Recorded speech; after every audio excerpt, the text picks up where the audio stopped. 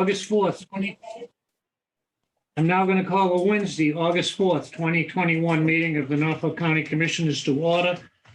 I'm going to call the roll before we salute the flag. Commissioner Collins. Present. Commissioner Stady. Present. And Commissioner Shea is present. We have a quorum. If you'll all stand and join me in saluting the flag. I pledge allegiance to the flag of the United States of America and to the republic for which it stands, one nation, under God, indivisible, with liberty and justice for all. Welcome, everyone.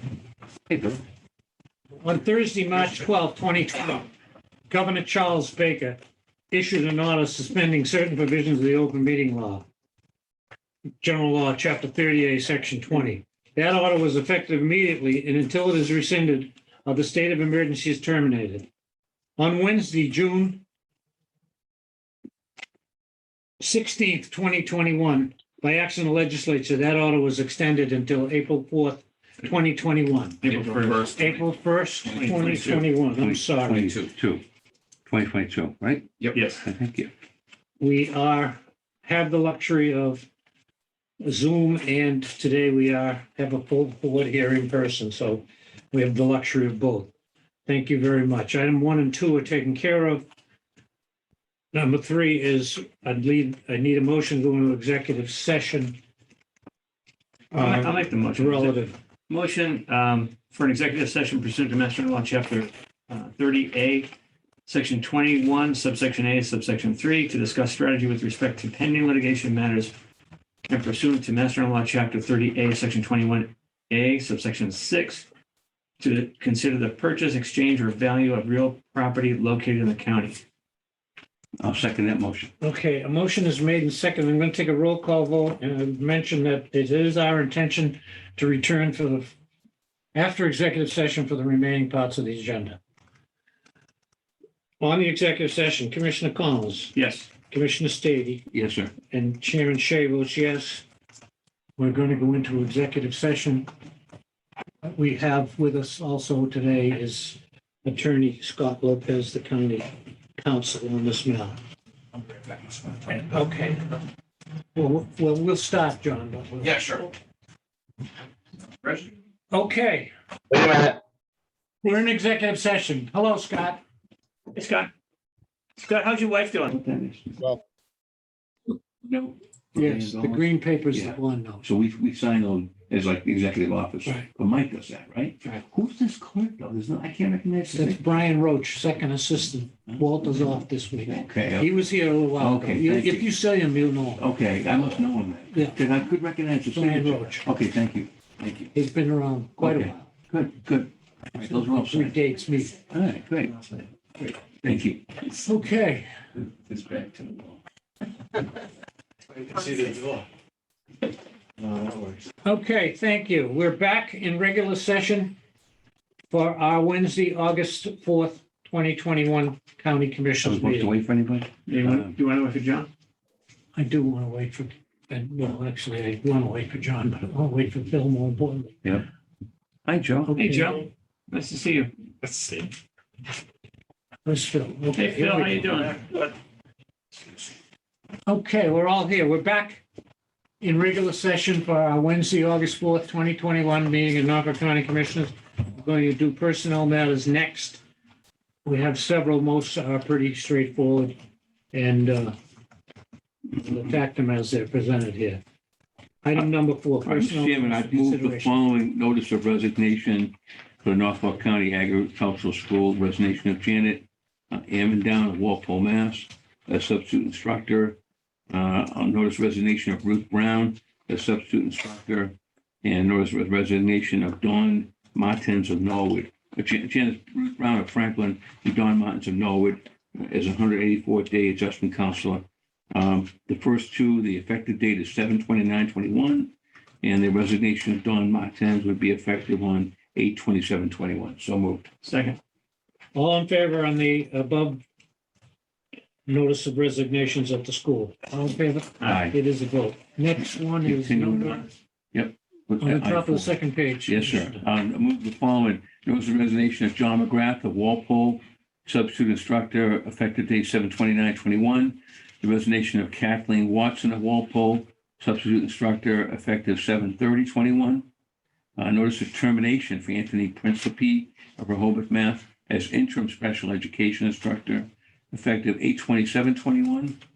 And I'll put also the last one, two more. Notice of change of address for Tisha Morales of Middleborough, Mass., effective 7/29/21. And the appointment of Christopher Gill of Norton as custodian, effective 8/9/2021. All at the rate stated in our memo. So moved. Second. Motion all in favor? Aye. It is a vote. Walton Recreation Facility. I would move the notice for contingent employment for Nail Dalton of Boston, Mass. As a seasonal grounds crew at the rate stated, effective 8/5/21. Second. All in favor? Aye. It is a vote. Next is Maintenance Department. Maintenance.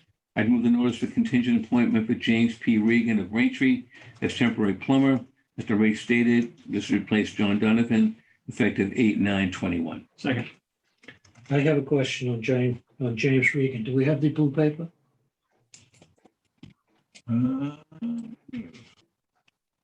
Usually we do. Yeah, John said he brought it over. John, McGowan. I don't have it. I don't have it. We can take the vote and we can have it stamped. Okay. Well, I want to see the blue paper before I offer it. I don't want to hold it up necessarily. I certainly wouldn't hold it beyond next week, but I thought John said he was going to bring it over. I was talking to Michelle about it, but Okay. I thought he did, but I'm not going to vote for it until I see the blue paper. However, if I see it today, I'll come back to it. Okay. All right, let's come back to that. so when we table that motion then? Table? it? I'd take a motion to table the Okay, appointment of a plumber. all right. Let's go to Registry of Deeds. Notice a change of address for Matthew Gillen of Plainville, Mass., effective 7/26/21. Second. All in favor? All right. It is a vote. Number 2. Notice appointment of Richard Hatch of Plimpton, Mass. as Chief Information Officer. This would be effective 8/9/21. Second for discussion only. Okay, on the matter of the appointment of Richard Hatch of Plimpton, Mass. as Chief Informational Officer, I'm going to call first on Register O'Donnell, Thank you. and then we'll open it up and proceed from there. Thank you. Check. No, it's This is the latest site? Yeah, You're the last fine, one. Bill, you're Okay. fine. Thank you. Thank you, Mr. Chair and members of the board.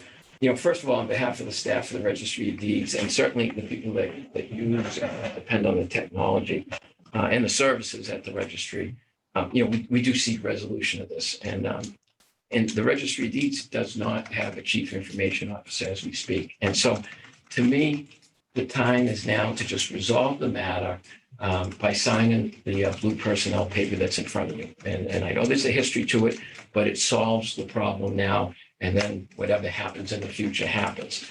We're heading into our sixth week of not having, going back to June 30th, 2021, and the Registry of Deeds still does not have a chief information officer. And on behalf of the registry, on behalf of the people that use the registry, on behalf of the county, I mean, it's gone on to me long enough, and the issue can be resolved for the good of everybody. And it can get resolved by signing the personnel paper that was brought over here today and hopefully signed today.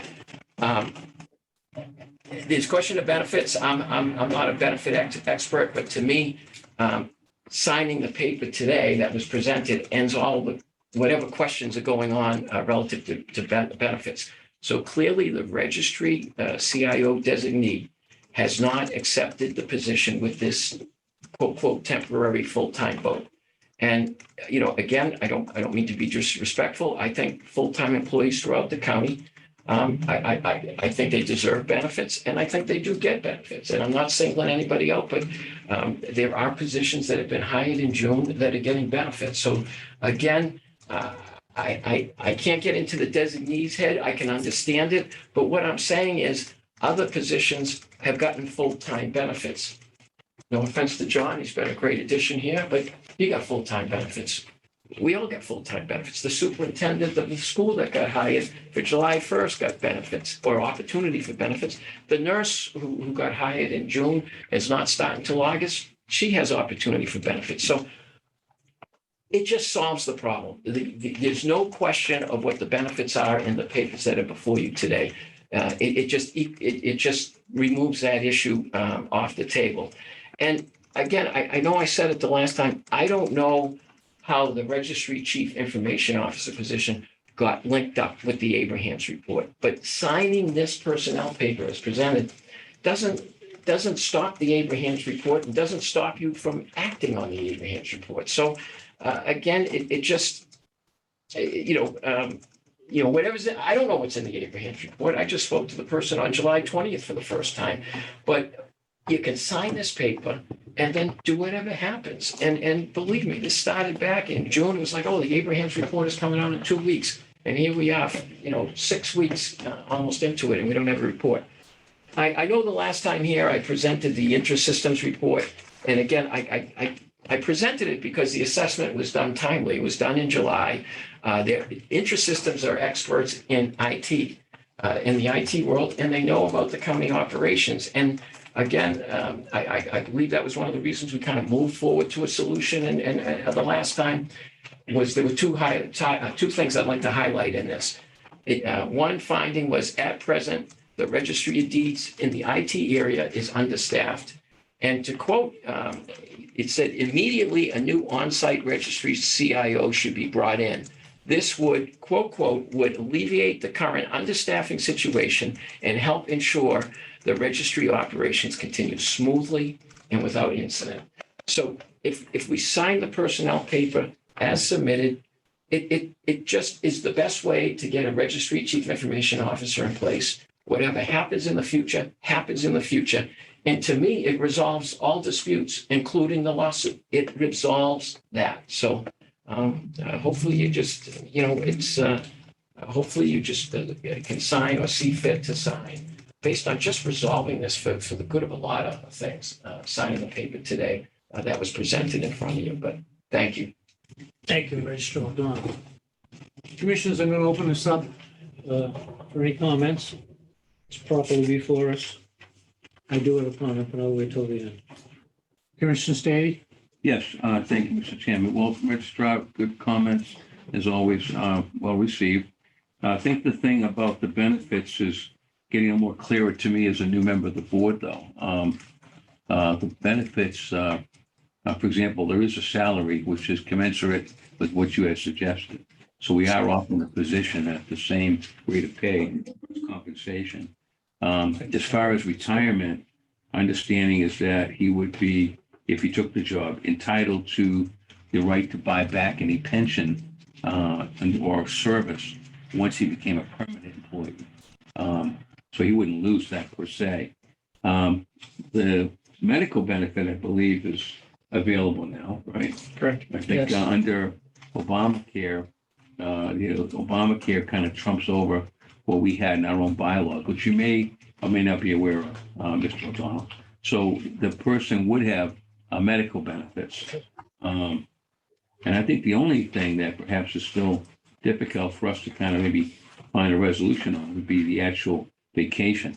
The vacation that was offered to the candidate, it looks like it exceeds our policy that we are obligated to offer any employee, unless there's an exception made. I think that's what we're trying to resolve here, perhaps. Under the personnel board, a person who's a temporary employee can only accrue something like a day and a half. One day. One day a month. 1 day a month, more or less 1 day a month. So Mr. Hatch, in this case, if he took the job, could accumulate 1 day a month up to the fulfillment of his employment. And then following that, he would be entitled, following that completion of 1 year, he would be entitled to use vacation time. It certainly wouldn't equal 4 weeks. It wouldn't, but it would equal something. He would have vacation time as well. So to rebut respectfully your argument, there is a benefit being given to Mr. Hatch in terms of vacation and less than what you had offered, and Blue Cross or medical is offered. and also, of course, retirement he could buy back. I think I'll stop right there and let other people chime in. Mr. Cronin. Point of order, Director just, Cronin, go ahead. in addition to, you should, in addition to the benefits Yeah. stated by Commissioner Stady, the candidate would be allowed 3 personal days and of course, paid holidays. Oh, okay.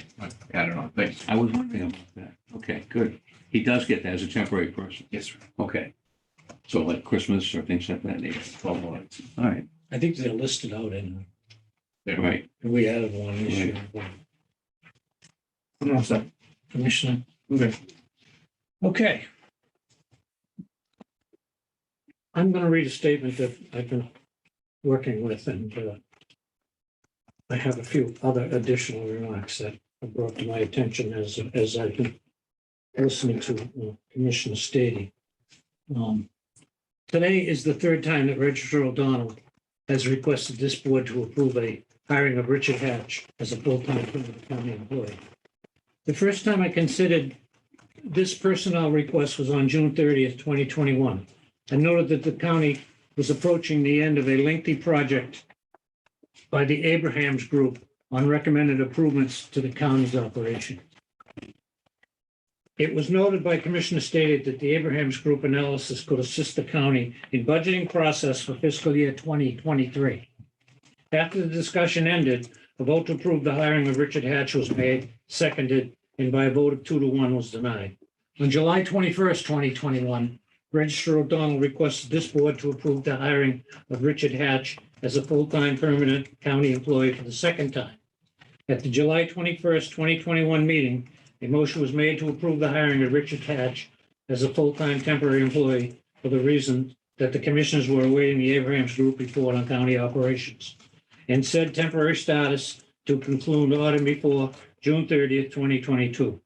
Once again, there was a discussion for the reasons the board was approving the hiring decision, but changing the status from permanent to temporary was to allow the board to receive the Abrahams Group report and recommend improvements of county operations. To my knowledge, my decision was a discretionary decision that is permitted under Rule 3 of Regulation E in the County Personnel Board's Rules and Regulations, which allow county commissioners to approve the proposed action, disapprove the action, or approve it with modifications. By changing Mr. Hatch's status from permanent to temporary, the board approved the hiring with a modification which is within this board's decision. Today, Registrar O'Donnell has for a third time requested this board to approve the hiring of Mr. Hatch as a full-time county employee. It is also my understanding that Registrar O'Donnell offered Mr. Hatch 4 weeks of paid vacation during the first year of service. This, unlike other county employees who must earn their vacation time, Registrar O'Donnell offered Mr. Hatch 4 weeks on vacation, which is the equivalent to an employee who has been employed for between 9.5 years but less than 19.5 years in the service of the county, as provided in Rule 2 of Regulation C of the County Personnel Rules and Regulations. Given the fact that I have not yet received the Abrahams Group report and Mr. Hatch has been offered temporary full-time employment with the ability to earn vacation time during his first year, and given the fact that Mr. Hatch is not entitled to 4 weeks vacation as a temporary employee under the County Personnel Rules and Regulations, I cannot support a change of his status from temporary to permanent at this time. Finally, I believe my rationale for denying the request is reasonable under all circumstances at the time. I also want to add, when you look at the description of this job, which we don't have in front of us, I do not consider the CIO director a department head because he reports to the Register of Deeds. He doesn't report to the county commissioners or to the county executive as the director. So he is, in my mind, not a department head. And he can use all his other recruit time. We have no comment. I have no comment on his resume. I have read his resume, not technically qualified to judge one within the other. He seems to have an impressive background. And I too would like to see this matter resolved. But we're at the, I know you've heard it enough. I'll use another word. We're at the end stages of our study, and we're going to launch into a year of review of all departments, and this is just a small part of it. And I'd like also to put it behind us, but I cannot support making this a permanent position at this time. I have nothing else. Anyone else have any comment? May I try? Sure. At least I appreciate everyone's comments, but as far as vacation, that's not the benefit. That to me, that's a red herring in the whole thing. It's not the vacation. Mr. Hatch got a thing from an email from Michelle Labadini, the Human Resource. Mr. Hatch, please see the attached document outlining the benefits for temporary full-time employees. And it was attached to what was presented to you, the commissioners, and it was the benefits sheet that was attached, and that was in what we have presented. Yes. And I think that's where it says under temporary full-time, it lists sick leave, personal leave, bereavement leave, civic duty leave under the same terms and conditions as permanent full-time employees, vacation leave, maternity leave, holidays under the same terms and conditions as a permanent employee. And again, I'm not here, I'm here representing the Registry of Deeds, but maybe the person that got that, just like the register here is reading it, doesn't see that it says health, dental, vision, and all that. That's what was sent to him. So that's the issue. It's not vacation. It's not anything like that. To me, that's the issue. And it gets solved if there's any question, because that's the personnel rule that was sent to him. And again, Mr. Hatch can speak for himself, but I'm just trying to get a full-time permanent registry CIO in here. And permanent really is a misleading word, because you guys can do whatever you want to him with, or the situation with respect to the Abraham's report. And before I get into the Abraham's report, I was looking through minutes, and on March 24th, one of the county attorneys, Michelle McNulty, said when we were dealing with COVID, and I think the registry staff did a heck of a job during COVID, especially the IT department, and what was needed to keep us operational through COVID was a great job by both the chief information officer and the network administrator. Attorney McNulty said the proposed motion recognizes that as an elected official, the Register of Deeds needs to have the ability to determine the needs of his department.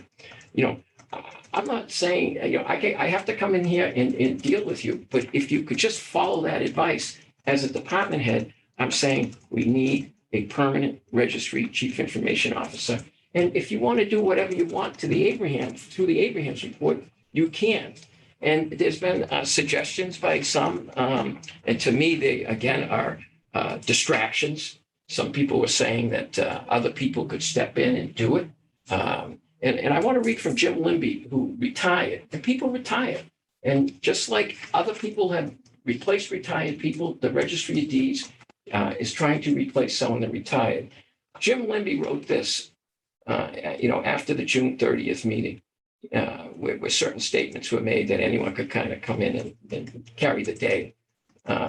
Anyone coming to the registry to provide, quote, technical support, be it Mark McDonald or anyone else, would have no awareness of those various configurations and thus would not be able to respond to any, quote, technical challenge beyond the most rudimentary, such as jamming a printer, changing a toner cartridge, or rebooting a piece of equipment. Going beyond that without sufficient understanding of the configurations at the Registry of Deeds IT environment that are involved would present a high risk of disrupting the operations. Needless to say, they would have no experience with e-filing or any understanding of how the Brown Tech database operates, and thus unable to effectively respond to internal and external user support requests. That's from the outgoing Chief Information Officer. There's been suggestions that, and I'm very proud of the Registry Network Administrator, Dan Caparata, but we've had a department or two. These positions have been funded and existing, and the Registry CIO position has been funded and existing for over 20 years, a permanent funded position, and it's currently permanently funded. But Dan Caparata, who I have the utmost confidence in, stated to me, he doesn't have the depth of knowledge or expertise to be the Chief Information Officer. And let me tell you, Dan Caparata's talents exceed and do not compare to anyone else that may or may not have been suggested. So if he's not comfortable being the registry CIO or not comfortable dealing with registry CIO issues, no one else should be comfortable as well. as far as the Abrahams group, you know, I know it was said at the last time, I believe Commissioner Collins said it, that it's not personal. But, you know, there was an affidavit, you know, we're in court. Marguerite Lee prepared an affidavit. Between May 26th and July 21st, there was 51 appointments here. And 2 of them didn't get approved. The 2-to-1 vote that went down the tubes, and another one didn't even get a second. And they were both from the registry. So on behalf of the registry, on behalf of the people that use the registry, some people do think it's personal, and it appears personal. I hope it's not.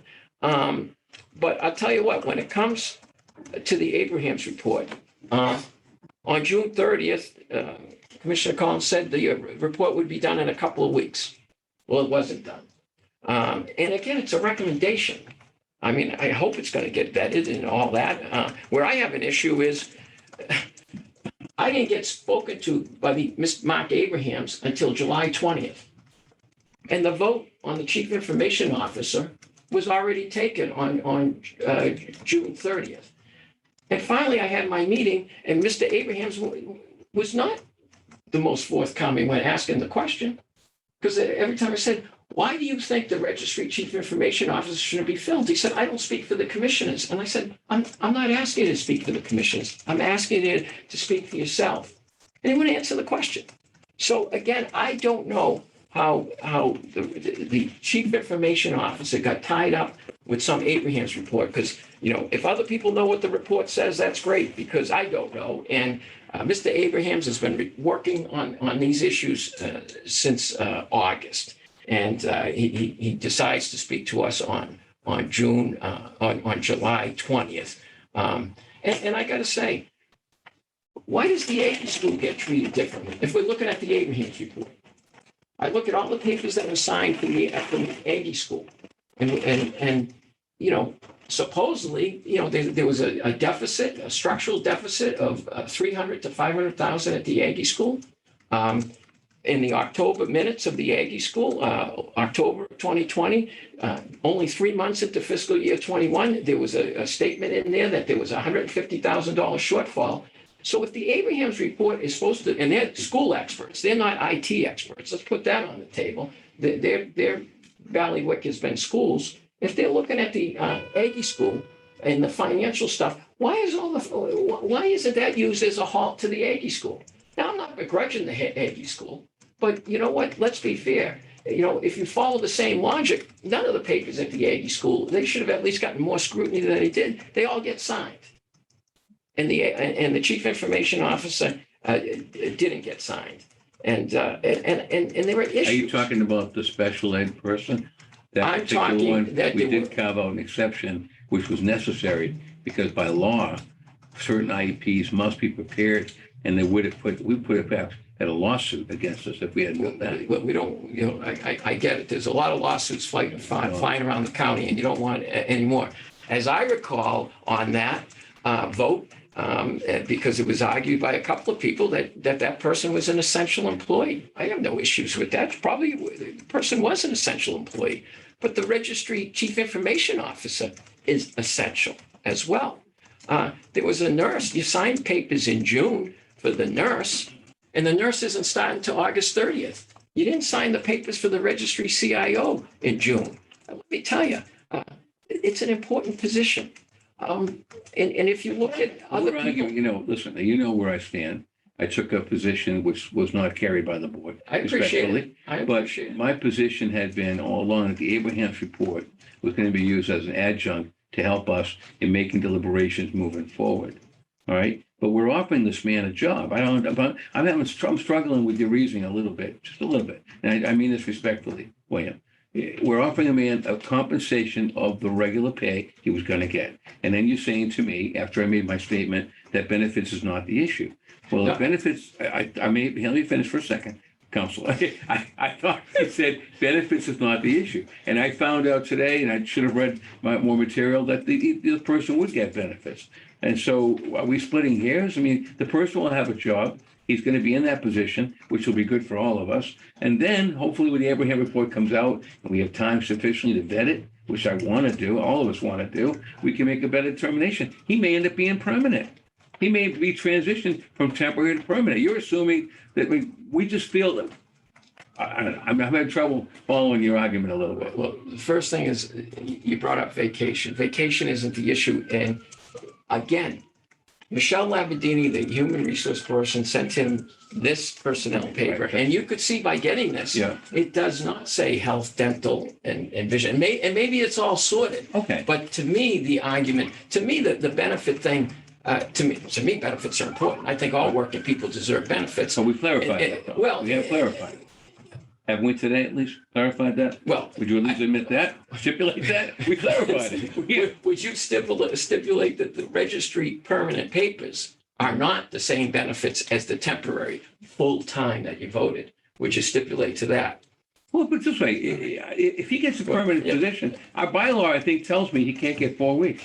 Am I right? Yeah, the You know, vacation's not the issue. Okay. If you got this, and this was employee benefits, you'd have questions. And I'm just here saying, listen, the benefits, if they all work out and you're offering them everything that a permanent person did, I get it. You guys have taken a vote. I'm just saying that if you signed them as permanent, there'd be no question on benefits. And the only reason we're here is when he got this, it does not say health. It does not say vision. And it doesn't say that. So we're not making this about benefits. I'm trying to make it about, we need a full-time registry chief information officer over there. And if you think someone being there temporary is a way to retain people, first of all, he hasn't taken the job. Everyone was so confident here, July 21st, when that vote, oh, well, he's just going to take the job. Well, he hasn't taken the job. That's the reality of it.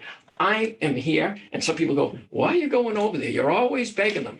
I don't consider it begging. I will fight for the registry of deeds and for the people that use the registry of deeds. And we need a chief information officer there. So everyone said, oh, we're going to take this vote and he's going to just take the job.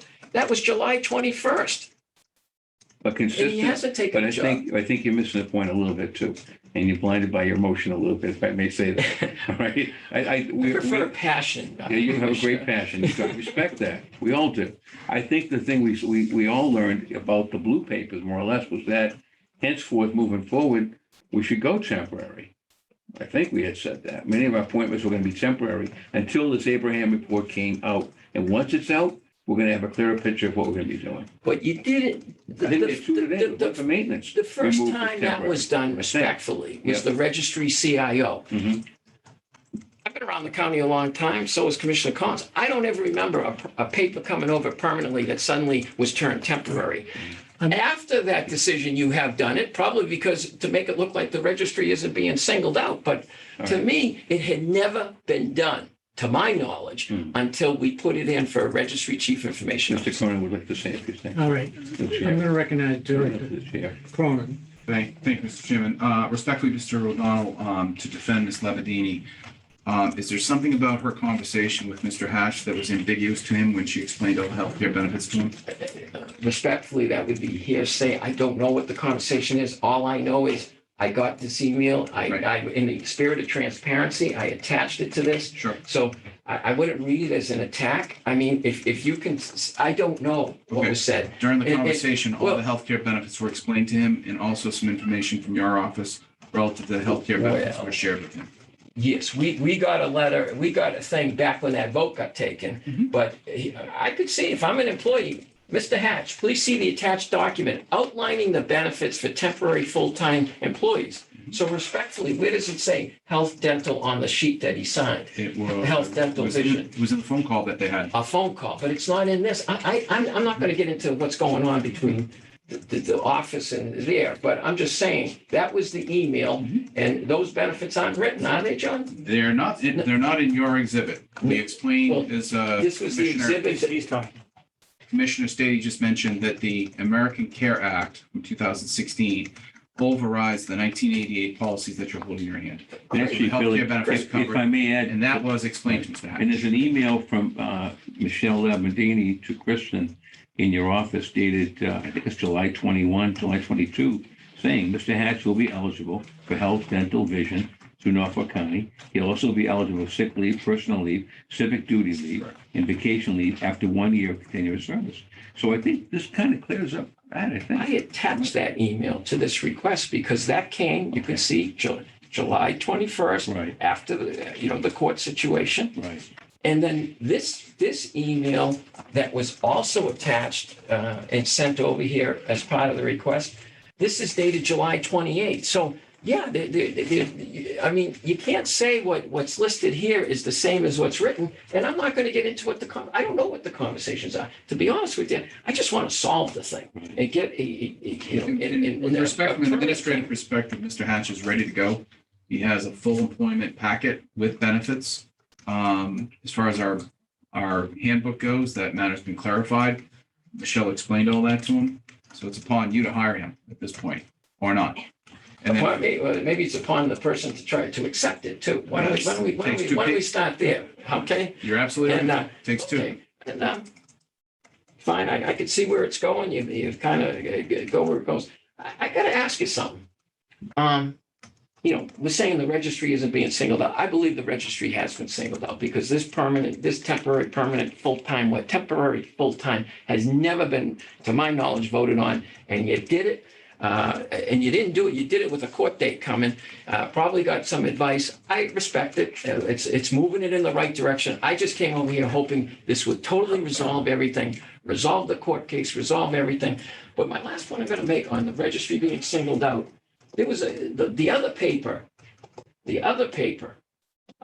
which there was a motion on June 9th that Commissioner Stady made. I couldn't even get second for some poor permanent person making $750 an hour. It didn't get a second.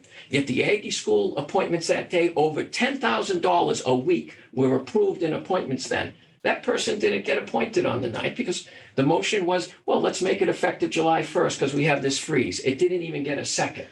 Then I put it on for July 7th because that's after July 1st, right? After your freeze was up, because I keep hearing we can't hire people because there's a financial problem. Then I hear it's a hiring freeze. Then I hear you're not essential. I Now think hear you're reading a little over dramatic.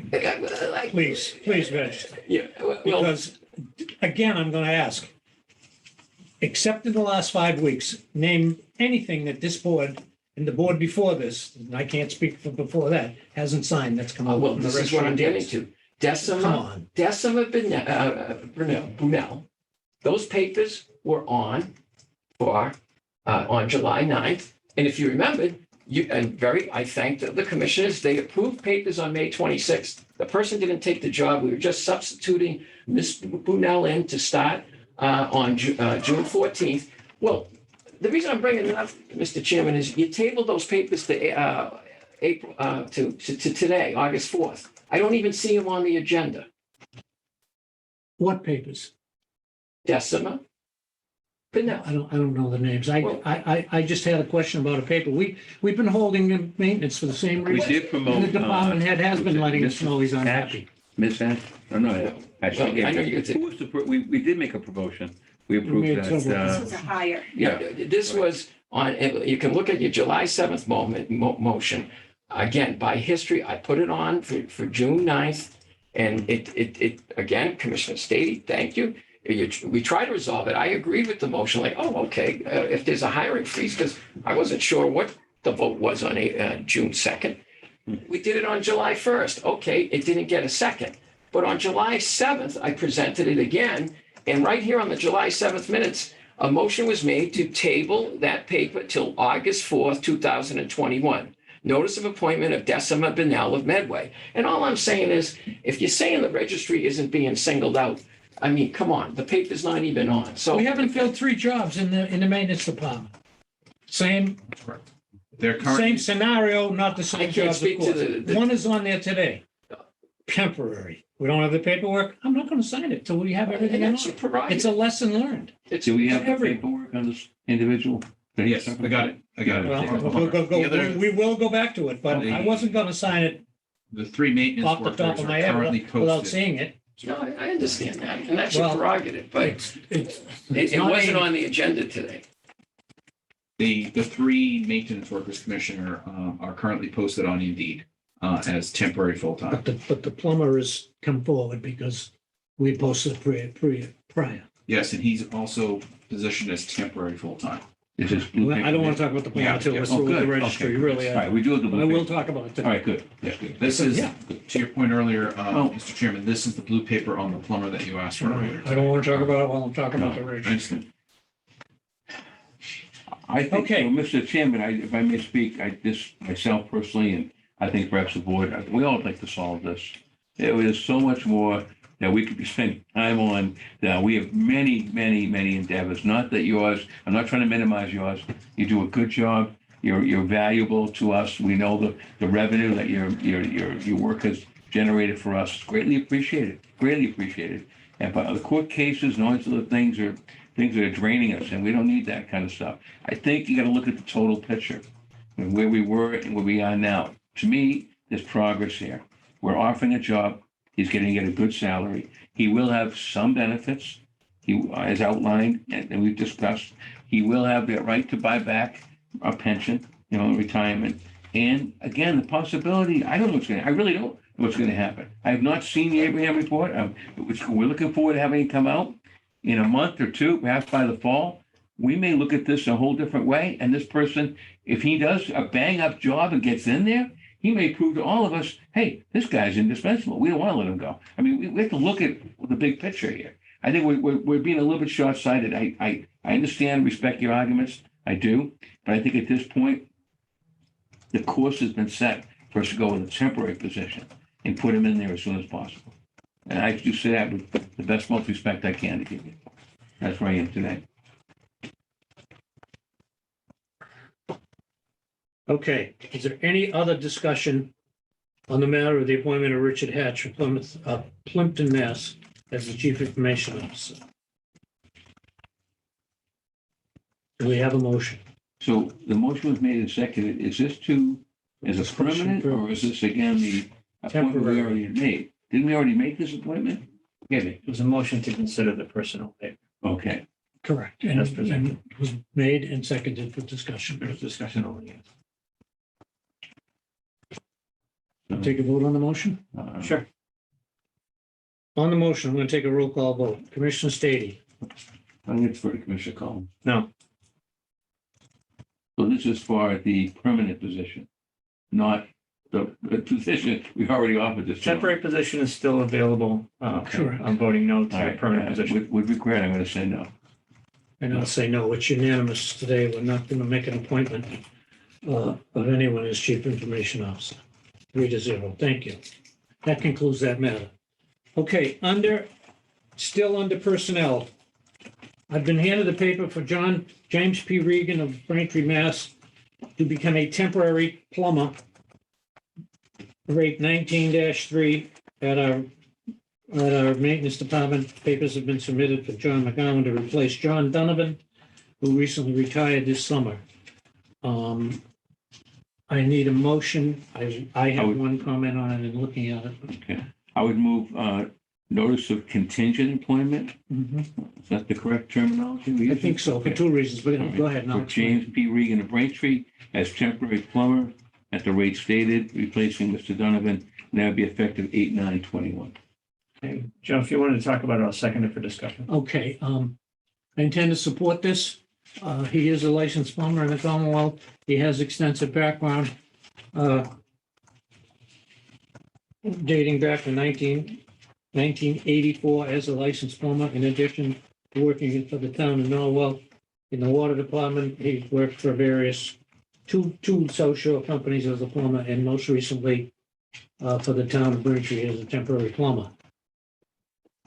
Since blue farms are the new rage, I don't see a salary or a JG number on this, and I don't know why, and I'm going to vote for today, but I want to reserve the right to ask Michelle why it's a different rate than the old plumber was making because he had more years of service. Yeah. Other than that, it's The blank. rate is, the grade is 19-3, $31.63 an hour. Right, and that's in the That's in the, agenda information. It's in the agenda information. Okay, all right. I want a 19.3 Okay. because the old plumber, the retired plumber was in the 1990. Okay, motion made and seconded to employ James Regan as a temporary plumber in our maintenance department. All in favor? Aye. It's unanimous. That is a vote. Thank you. We've one more here under personnel. Notice of contingent employment of, We did that last week. okay, I thought we did. All right. Wallace and Recreation? Did Yeah, we do that already? We did that one last week. Okay, That concludes appointments. that includes Personnel. appointments. And then number 5 is executive session, again pursuant to Mass General 38, Section 21, to discuss strategy with pending litigation matters. So we're going to go back into executive session if I have a motion Yeah, and it's approved. motion going to executive session. Second. On the motion, going to executive session, and we will be returning to complete our agenda meeting with item number 6. On the motion, going to executive session, Commissioner Stady, Aye. Commissioner Collins. Yes. And the chairman votes yes. We're back in executive session. Thank you very much. Thank you. Thank you. Mr. Chairman, would it be possible just to get the bond paperwork so I can Absolutely, Joe. Yeah, better, Joe. I think it's all signed. Absolutely. Can't be. That's what I thought. Okay. Good job working out. Good. Good. Same as the old job. The item of getting this back, Phil, Thank do you. I have to Thank read you, it into the record or anything? Now I'm gonna make. the- Someone has to make each of these motions. Wow. Okay. so- Okay, So go for it, Dick. Yeah. we're gonna do this under other business at the end? No, it's on the agenda. It's, Okay, when I get to it. Thank you. Right. it is item, item 15. All right, we'll wait till item 15, then we'll get it. There it is. Okay, back on the record here at our August 4th meeting, regular meeting of the county commissioners. We are at item number 6, minutes of the open session meeting of July 28th. Mr. Chair, we'll table them for one more week. Right. I have a motion Right. table. All in Motion favor? table. Both sets. It is a vote. Those will be tabled. We're at number 7, minutes of the executive session minutes of July Yes, they are. 21st for approval. Is that for approval and not for release? Table. Table Oh, as well. Same table. one. I believe we were Same table here. those, Mr. Chairman. I'll make a motion to table those minutes as well. All Okay, in second. favor? Aye. It is a vote. Number 8, public comment. Do we have any public comment this morning, this afternoon? Okay, number 9. We have previously scheduled a meeting with DCAM, Division of Asset Management and Maintenance for 145 to discuss environmental site assessment at Quincy District Court. And then I'll defer to Director Cronin. Thank you very much, Mr. Chairman. On July 29th, Council Scott Lopez and I were joined on a Zoom call with representatives from the Department of Capital Asset Management and Maintenance to discuss their request to perform an environmental site assessment at the Quincy District Court. The discussion encountered a lot of different areas of inquiry on our part, including the timing of their site assessment, who's paying for it, what the scope involves, and ultimately what the master plan associated with the site assessment includes. They were looking forward to attending today, but they did ask me to submit some questions to them that they should prepare for this afternoon's meeting. Earlier this week, I received an email from Ms. Heidi Green, who asked for a deferment of this appointment for a later date so that they collect more information associated with the questions that were posed to them. So they graciously asked for a deferment and a request to come before you in an upcoming meeting. All right. And the date we don't have yet. Not yet. Date to Okay. be determined. So we'll go by that, but we will be meeting with DCAM about Quincy Court. Number 10, old business. I have none. Does anyone have any old business? No. Number 11, payroll and expense warrants for approval. Commissioner Stady. Yes, Mr. Chairman, I move the following. Item 22-5, the payroll of the county, in the amount of $140,918.52. So moved. Second. All in favor? Aye. It is a vote. Next. Move for the credit card payment of Wallace Recreational Facility for 8/2/21, the amount of $31,180. So moved. Second. All in favor? Aye. It is a vote. I Next. move the expense of the county for August 1st, 22, the amount of $1,437,144.41. So moved. Second.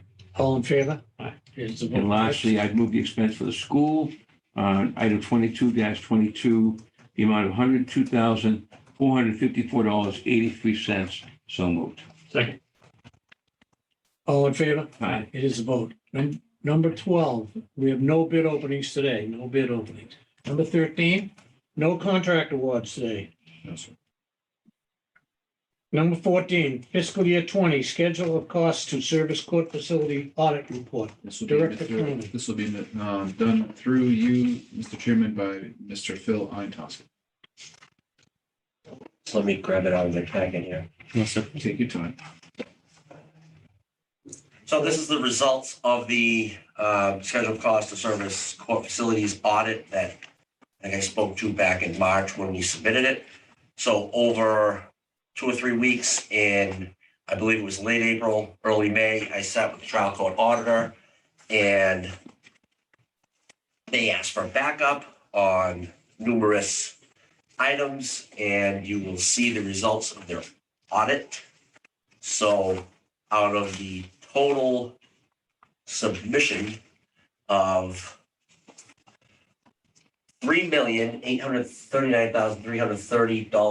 $3,839,330.04, they took out $15,000. So our total reimbursement is $3,824,143.01. And that is a reimbursement rate of 99.6%, which is well in line with our experience of 98 to 101. Was it okay? Yeah, that's great. Okay, so that. How soon do we get that money? I'm sorry, Mr. Chair. No vote required or just No, just reporting just- to us? All right. Reported and accepted. Okay, good job, Phil. Thank So you. that's great. That's great news. But what's the normal pattern on it, Mr. Chairman? Or Mr. Collins, Mr. I'll Collins? have to go to Commissioner get Collins the- Phil to get a For, pen. no, for what? It's about where we How should be. soon we get that check or that amount of money? Well, Like they're approving that. They're Right. approved now, right. right? So that is approved. So we got the first payment of this Mhm. at the end of the fiscal year. So they'll First payment. basically, they, Right. June first 30th. payment. Okay, yes, it was for June 30th and we Okay. booked it on time. Got it. Where's that go? Just back General. into our general Yes. budget? And it's in arrears, you understand, this is all for last year. That's- Right. Okay, I got it. Okay. And, Well, just, the second half might come by well, it December? comes or quarterly. Quarterly, okay. Yeah, they Okay. are pretty good paying on Alright. time. Good. So if I might add, now, I'm working on the FY 21 court runner report now. So this is an annual thing. Okay. So, Well, that's great. thank you. Looks good to us. That's great. Thank you. Thank you. Number 15, bond anticipation note for Norfolk County Agricultural High School bond project for 2020 for our approval. Commissioner Collins is going to read it into Actually, Commissioner State. Okay, Yeah. sorry, I Commissioner move- State. All right, Mr. Chairman, I'll make the following motions for the board. Move approve the sale of $1 million face amount, a general obligation bond anticipation notes, in the notes of the county to be dated August 12th, 2021, and payable October 29th, 2021, consisting of 2% notes in the face amount of $1 million to Piper Sandler and Company at a purchase price of 100.406% of face, together with the accrued interest, if any, less underwriter's discount. That's Second. one motion. All in favor? Aye. Aye. Make a note on that if I could, Mr. Chairman. Yes. Director Cronin. Have some conversations with the business manager from the schools as well as our treasurer, deputy treasurer. This bond anticipatory note is a bridge loan to get us to the rating of a full-time bond this October. We're expecting to go out.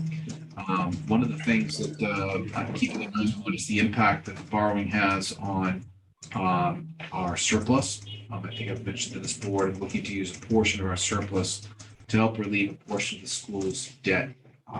In the spring, we're expecting to be making a considerable payment against these bonds, and at that time, it may be most appropriate to use a portion of the surplus to our benefit to lower the cost of loans against this project. So one of the things we're trying to do to optimize our surplus. One of the areas of concern we're encountering is the completion of the community's audit. We're expecting the audit sometime in early October if we get our final pieces into him by the end of this month. So we only have about 2 pieces to go with, and hopefully we can then move to keep everything on schedule. So thank you. Sounds great. Thank you. All right, continuing on, there are several other motions, so as quickly as Go ahead. possible.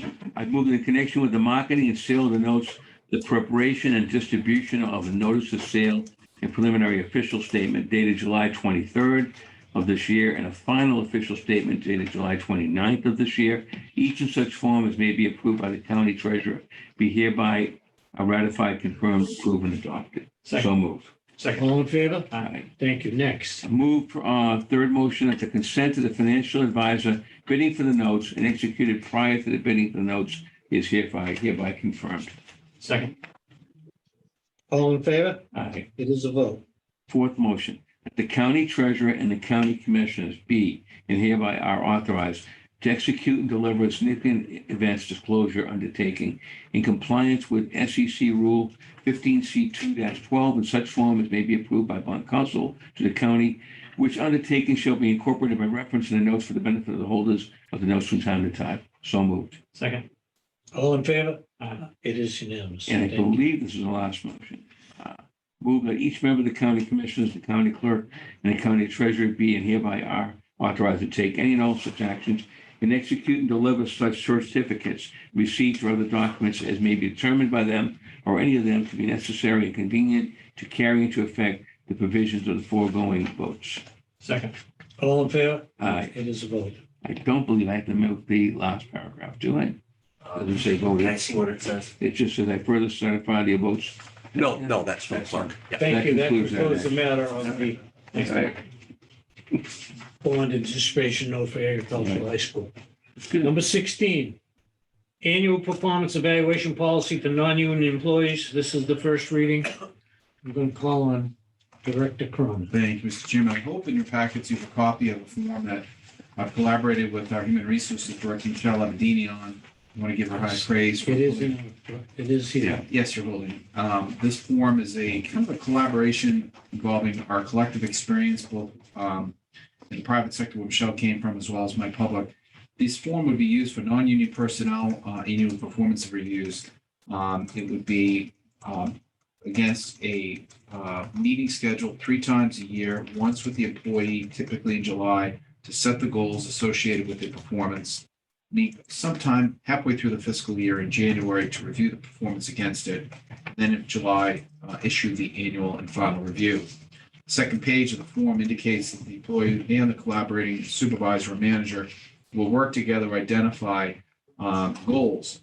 These are goals that typically are beyond the normal course of someone's business. So if you are hired to paint, walls blue, we would not be saying your goal is to continue to paint walls blue. We want you to suggest how to explore more efficient ways to paint the walls blue, or something along the line that exceeds your expectation. Shoot for something that's a little bit beyond what your normal course of business are. These are goals that help the organization, in this case, the county, move forward, and using creativity and also some goal-driven analysis. The supervisor and the subordinate can work together to ensure that the employee is productive and ultimately accountable to a goal-driven performance review. This requires more than one reading. Is that why it says first reading? It's the first time you've seen it. In the event that you do not wish to vote on it this Okay. afternoon, rather, you can take it and chew on it and come back if you wish. On the other hand, I do not want to vote on this today. However, That's your- I am that's supportive. fine. That's I fine. have a couple of questions which Mhm. I will have more next week, but this towards the bottom, it talks about attendance, Mhm. sick leave use, vacation leave use, vacation time remaining. I think that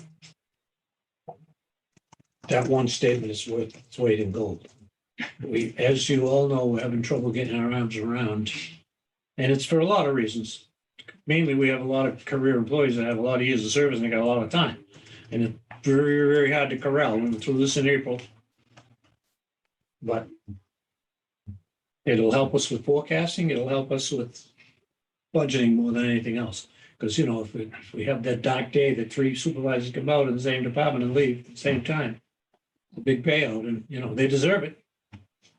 But we need to bring it in line so we can work with it and study. And I believe the other things are a good idea too. But I'd like to really look at it for a Right. week or two. I won't drag my feet on it. Yeah. More. Well, kudos to you and Michelle Right. for, it's a good Correct. starting point. Mhm. I mean that with respect.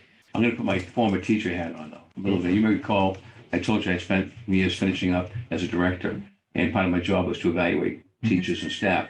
And it changed. I remember back when I first started teaching, it was a checklist. Are you on time? How you dressed? Correct. You know, and then it became this whole rubric. And at the end, it was something like this, but a little more expansive. Mhm. Not saying that's right or wrong, Mhm. but I'd like to see, for example, what jumped at me was you guys supervisor comments. Mhm. I'd like to see even the subordinates' comments. We show a little bit of two-way street, you know what I'm saying? In other words, you write your comments on how the meeting went or how it's going, and have a little area perhaps for their input as well. This is one suggestion. I make that respectfully. The And, you know, form includes a box for comments attached, yes or no.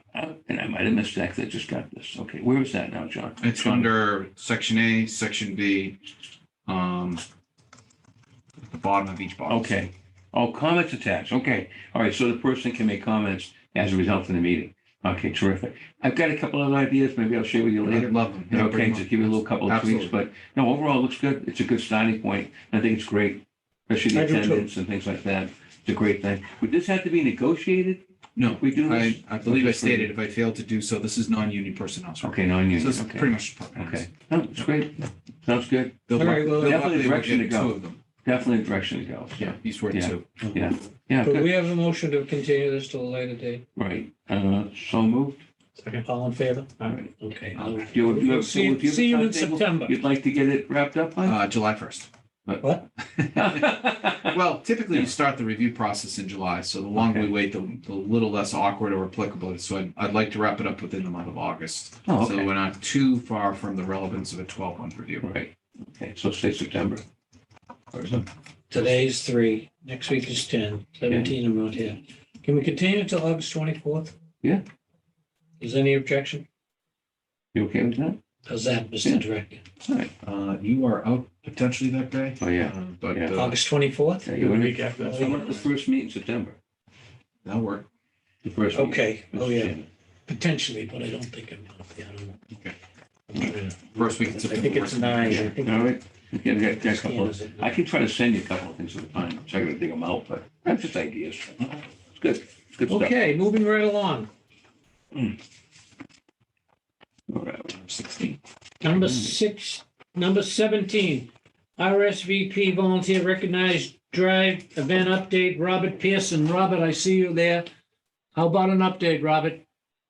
Thank you, Commissioner. And yes, good afternoon, Commissioners. I want to give you a brief update on the drive-through events that are happening over the next 2 weeks. This is the first time we're doing a significant drive-through event.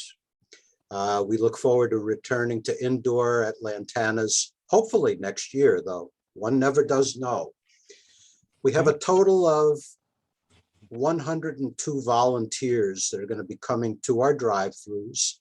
The first one next Thursday in the town of Weymouth, followed by the town of Norfolk the following week. That's about 70% of our current volunteer pool. And about 125 people in total will attend. These are feel-good events to show appreciation to our existing volunteers and those who hopefully will still come back once things open up further. We are going to be giving a box lunch from Panera. Volunteers will have their choice of 3 different lunches to choose from. We will be giving a $25 Stop and Shop gift card, a certificate of appreciation, and each volunteer will select in their appropriate size quite a lovely embroidered AmeriCorps Seniors golf shirt, royal blue color. We are also opening up this event to prospective volunteers in Norfolk or Weymouth, and we'll have some small gifts and literature under the tent. We are hoping if the weather's good, people will come out of their vehicles and come under the tents for some social distanced check-ins and visits. Lastly, at the beginning of the pandemic, we purchased about 42 gift cards from various vendors who have contributed, donated raffle items to us in the past. We wanted to support them given the pandemic, and now we are going to be distributing those raffle gifts, typical restaurant gift cards of $50, sometimes more. And for the number of volunteers coming, there's a 2 out of 5 chance of people winning a raffle. So those are pretty good odds. Otherwise, the only thing I want to mention is that this morning I found out that long-term RSVP veteran rider and former RSVP volunteer Ed Damish, who many of you know from Walpole, did pass away at the age of 93. And we will be sending a condolence card to his wife, Joanne, who had been a volunteer with us as well. And he was quite a remarkable man. So that's it. Any questions? I'm available. Thank you. Commissioners, any questions, Robert? Good job, Robert. Yeah, so these are drive-throughs this year, and then hopefully Back to the like, Delta variant doesn't kick up. We go back to Lantana or someplace, right? Exactly. Right. Exactly. And lastly, I did supply, hopefully each of you received an updated July, August newsletter that I had Right. given Bill, that you each have, that gives an update of where we're heading for in the fall. Right. ready? Thank you very much. Thank you very much. Good job. Thank you. Thank you, Robert. Thank you, Robert. You're very welcome. Number 18, report on the American Rescue Plan Act of 2021. Director Cronin. Thank you, Mr. Chairman. Very briefly, to alert folks that may not have been present during this commission's meeting yesterday, the Norfolk County Commissioners met with 4 firms who expressed interest in contracting with Norfolk County to run or develop a program to allow the county to handle $137 million worth of grant funds on behalf of the 28 cities and towns of the county. The firms were allowed 15 minutes for presentation, 15 minutes for answers to questions. As a result of the conversation, I believe all the commissioners, myself and others included, found ourselves much more educated about the environment for professional management of this grant. I found the interaction was quite interesting. We saw a variety of different presentations ranging from ready-made software programs to developments that would be envisioned as a result of any contract we would have with them.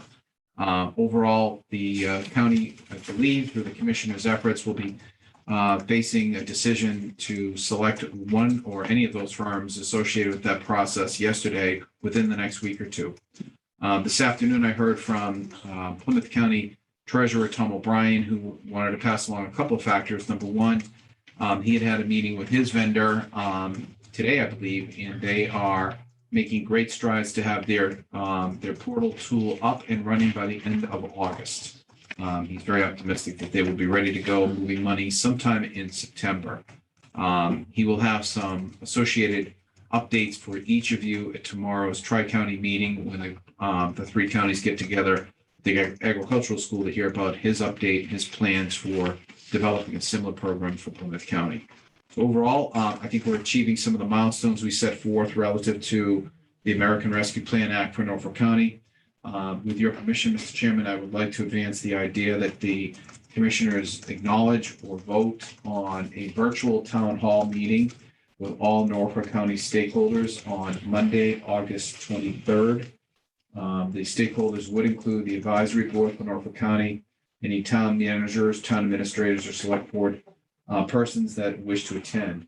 I'm anticipating a 2-hour presentation relative to Norfolk County's plans to help these communities understand our steps to create a portal, a technological place for them to submit their applications, and to coordinate the release of funds against their approved projects. Following the 23rd, with your approval, Mr. Chairman, I'd ask that the commissioners also endorse a meeting on August 30th, which would also be a virtual town hall meeting with our Norfolk County Finance Committee. Again, this meeting would be virtual for about 1 hour, 1 to 2 p.m. Back in July 7th, when you approved the receipt of these funds on behalf of Norfolk County, we drafted a letter and sent it out on your behalf to the communities giving them the expectation they would be hearing from us, both on the programmatic and financial management side. This fulfills your task of welcoming them in, presenting to them what we'll be able to explain by the end of August, most importantly, listening to their concerns as we move forward developing the program. What time, Mr. Chairman, through you, what time are you looking at 8:23? 1 to 3. 1 to 3. Can I just ask you, I'm not quite sure, is the second meeting necessary? It's the first one we're inviting all the members of Norfolk County Advisory Board. Isn't it duplicitous? What's the need for a special meeting with the FinCom? Well, when we were first laying the groundwork for the program, we were strongly advised by our partners in Plymouth County, who'd gone through a similar iteration with CARES, and this was back in mid to late June, that a dual meeting is necessary because during an advisory board or all hands meeting, you're going to get questions that are more programmatic or structural, or perhaps more policy related. The finance people will either not speak or welcome their own space for those type of questions. Clearly, moving $137 million is a large financial commitment. We recognize that through meeting with the Finance Committee, we're giving them the opportunity to deal just with our intent to distribute the funds and from a fund management perspective, how we're doing it. I'd add, Mr. Commissioner Stady, I'm only putting an hour aside. It's a relatively small group, but it's giving them a sense for them to understand from a process flow perspective, how the county envisions moving the funds to the communities and what role the treasurer has in handling our cash. Okay, so backing up, if I may suggest, the groups yesterday, I thought did a wonderful job. Each of them had some strong points Yes. in terms of, what their abilities would be to help us out. But I would hope that perhaps prior to having this meeting, Yes. we have that group on board, if possible. Get So I this. think we're planning on that. Yeah, that would be great. Well, you indicated that next Wednesday might be a target date for that Maybe. decision. That would put it in advance of any meeting with the towns. I think tomorrow's a big day. Yeah, if we could. That'd be good. That'd be great. All right. Thank you, Mr. Chairman. So shall we submit notice to the cities and towns that the 23rd will be a commissioners meeting with them to discuss ARPA? Yeah. Yes, do you want our accountant there? I get to be named accountant? That'll be a game day decision. There's a reason to do it and there's a reason not to, and I think we'll kind of vet that before and if we get there. But we'll need your permission on your behalf to send out notice to the stakeholders. We're inviting the town executive secretaries or managers, And And- members of our board, et cetera. Yeah. Norfolk County Advisory Board, and maybe the chair of each board as well could attend? It's in all hands, yeah, whoever wants to attend. They're gonna call you and want to send their accountant. Yeah, they may. treasurer. I'm My financial I'm welcoming manager. anybody who has an interest in the program on behalf of their community. I have no objection if Okay. they're join. Okay, to that end, how many can we accommodate though? Do you want RSVP? Because how many can we accommodate on the Zoom? You got 28 towns. Hear me out for a second. Sure. If each of them says a manager and a select person, that's 56, and the advisory board's another 20 or so. Now, if they invite the CEO or a finance person, you're up to over 100 people. Right. I conducted a Zoom meeting late last year with 340 people. Okay. So, Oh, all right. it's a manner. It's virtual. It's a virtual town hall, Dick. So, Commissioner, you can find yourself operating in that environment where you're Okay. calling on people as they raise their hands. It'll workflow fine. And at this point, I think most people are accustomed to the Zoom culture and they understand. Just so you all know, I had a follow-up email from I always get this one wrong, not in the Quonset River, but the Charles River Watershed Act. Watershed Act group. And they wanted to know if we were going to have a meeting, and I will respond, but I've been, obviously it's a public meeting. Mhm. But I think that we have to stress the fact that on this first round, our focus is going to be on Cities the and towns. towns. Cities and- And they may even find a way to work with them, Well, which is that's- fine. They may do a collaboration. I mean, if with it's, them, you know. I've been thinking about that, and rather than us pick and choose, if a town wants to give money to XYZ watershed, then Yeah, it's probably eligible. They If might. they make a decision, it might right. help us. Yes, Through you, Mr. Chair, let's not forget there's billions of dollars going to the state of ARPA as well, that they could just as easily be eligible for. Okay. So they could access that. Well, again, our discussion, they may not know that. And again, by having them here, That's great. they yeah. can kind of vet it out, which is fine. That's good. That's a good point. And intentionally, I think we have to, and we may very well make this announcement on the 23rd. This won't be the last time we talk with them. Right. I think over a period of time, and you brought this up yesterday, Commissioner Stady, that we should be in regular contact with our customers as we roll out the program, not wait 6 months. That was the point of Right. discussion yesterday. Right. I would think that, we'll meet with them in late August. We'll probably meet or talk with them within 30 to 60 days about the rollout, what is expected, Right. and stay in touch with them. We're here to service them and make sure that as they enter the program, they get their answers to questions, that we're not here to make it difficult, we're here to make it easy. So, Mr. Chairman, if it's okay, we'll plan on the 23rd, send out notice, and on the 30th for the Finance Committee. Bill, Okay, can you circle what the? Thank you, sir. the 30th Yes, sir. and the 23rd. And the 23rd, I'll put the 30th. Okay. Nice job. That is all I have for the American Rescue Plan. Right.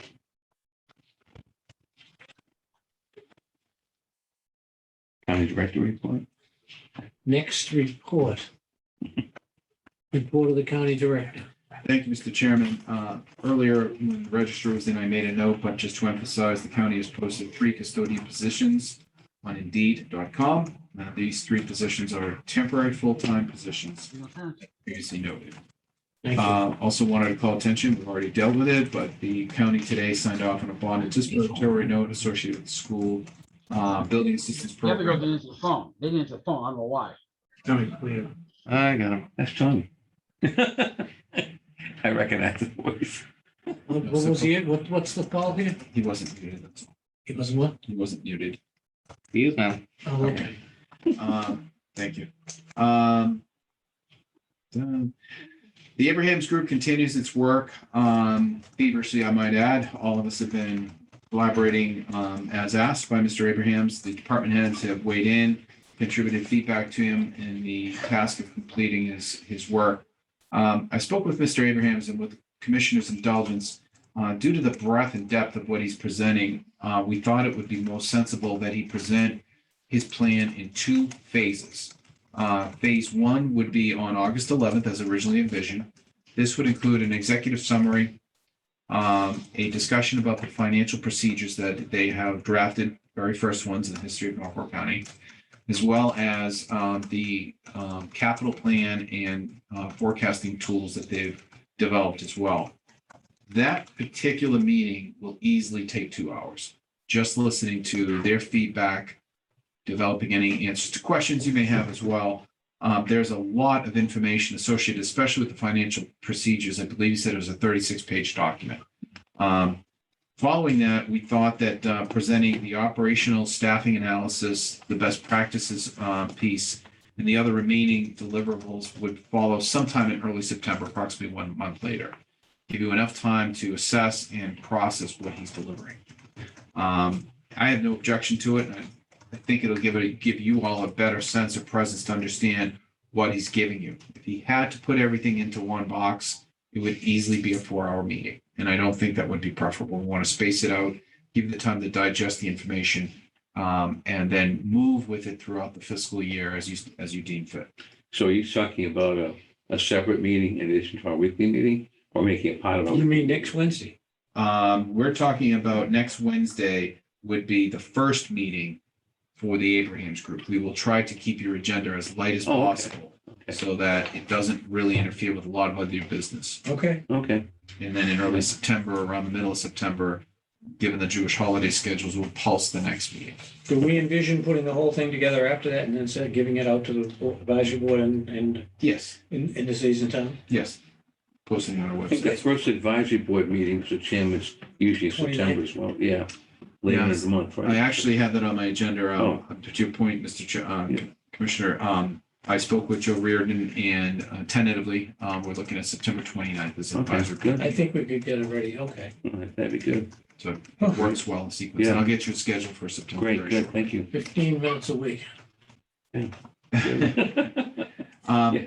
Commissioners, in your packet, maybe not in your packet, but certainly before you is a document that was placed in the Boston Globe today. I don't know if you got this, Commissioner Stady.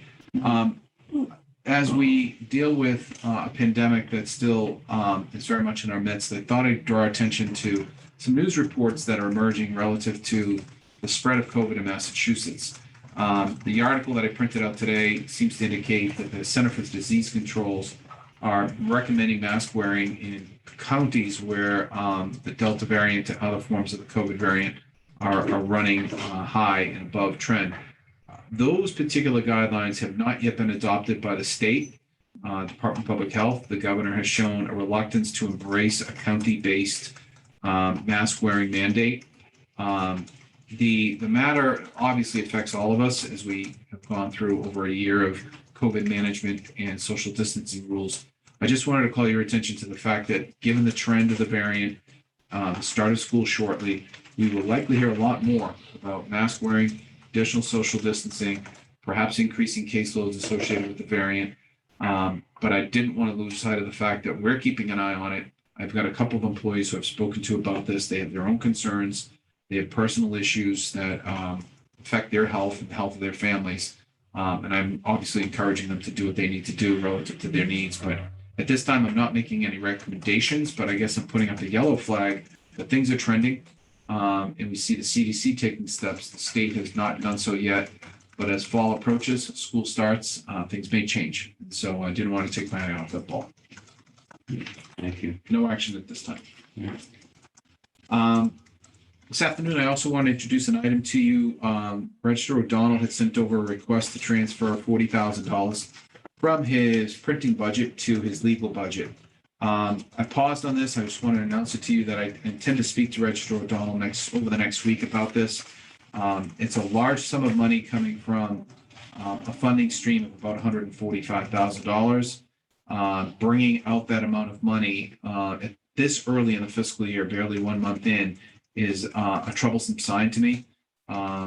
His need for putting it into legal are probably his and his alone, but yet I do want to have a conversation with him about the expectation of how he plans to fund the printing obligations for the registry through the fiscal year with an amount that will be dramatically lower than any amount he has spent so far in the last several years.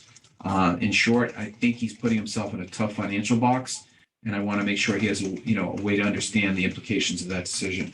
I'll report back to this board if there's any need to within a week. The transfer request is within the group, so I can sign it, but I thought given the circumstances, you ought to know what's going on. And I'll report back if there's anything unusual. That is all I have. Thank you, Mr. Chairman. Thank you. Okay. Moving right along.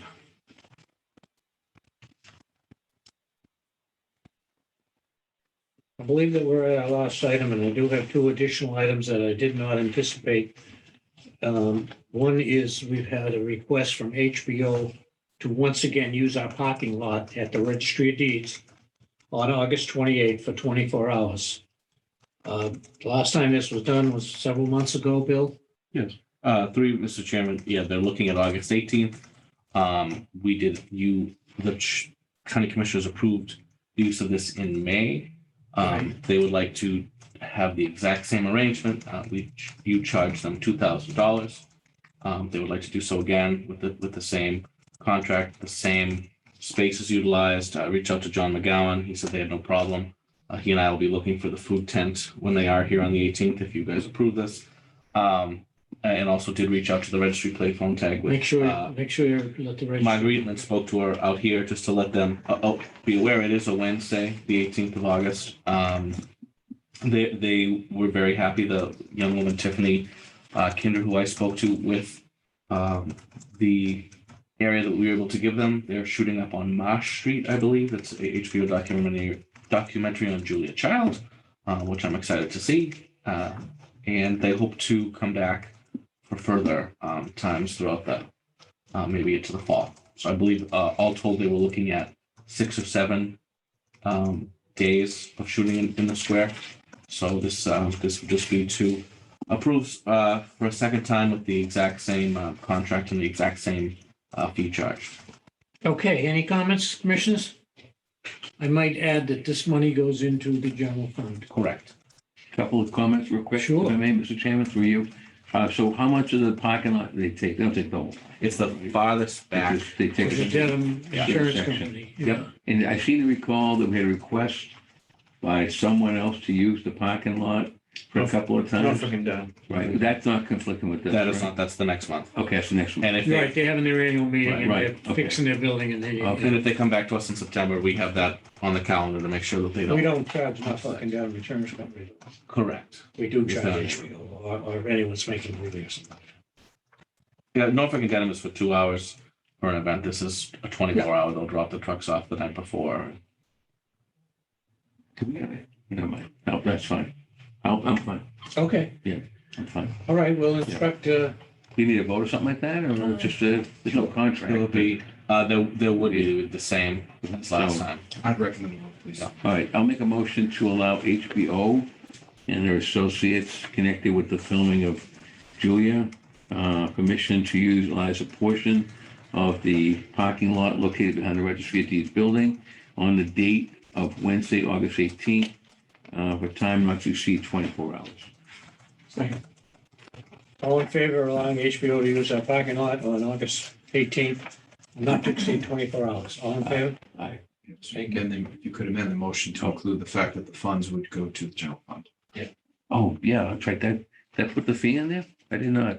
I mean, in the motion, the fee would be for the sum of $2,000 and said fee generated from this use would go into the general fund. How's that? All in favor? Aye. Thank you. Thank you. Next week is a regular scheduled meeting. We're going to have the Abrahams group in. Correct. For the first go around, so to speak. We're going to pay attention to the agenda as we always do.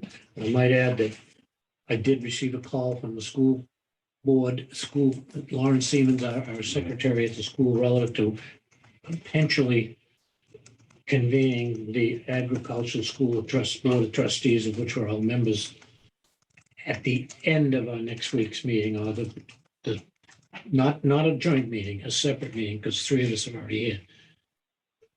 In other words, have it at 3:00 on. But I haven't heard. You go over there? or here? No, we're going to do it on the Zoom, So, okay. but I'll know more tomorrow. That was 2:30. I thought it was 2:30. I thought it said 2:30. Okay, well, I could be I'm wrong. saying 2:30. Yeah, but I don't know. how What it- if Abraham could run goes into over? that. Yeah, that's all. that's what I'm thinking. You may want to circle back. Well, we're down there tomorrow, as you But know, we for can our do it Zoom. tri-county We can meeting. just stay right here. Posted. Yeah, We're we going can to do it right here. Right, okay. And we're fine. three of us. We Right. could get two more members, we could do it. And tomorrow's Tri-County. What time is that starting? Can we move it back 11:30. to 11:30? Okay, 11:30. And Should have a question. Commissioner, Director, food also. Commissioner, while we're speaking of schedules, is the commission inclined to meet on the week of August 16th through the 20th?